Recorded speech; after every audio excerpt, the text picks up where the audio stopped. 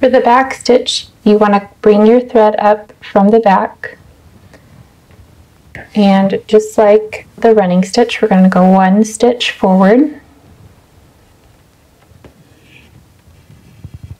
and then we're going to skip a stitch length and bring our needle up through the back again.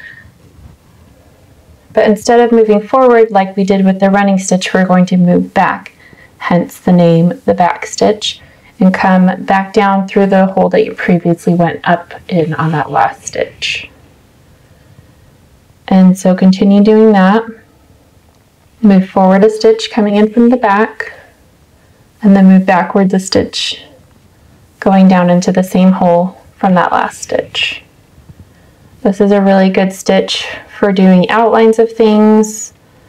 I like to use this stitch a lot on my lettering, and I'll do sometimes 2 rows of a back stitch, one right next to the other one to make the lettering thicker. When you're going down a straight line like this, you want to keep your stitch length fairly even.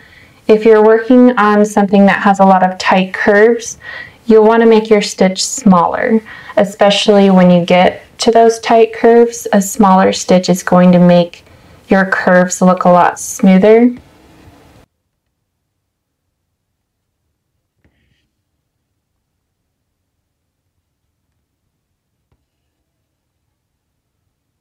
And that is how you do a back stitch.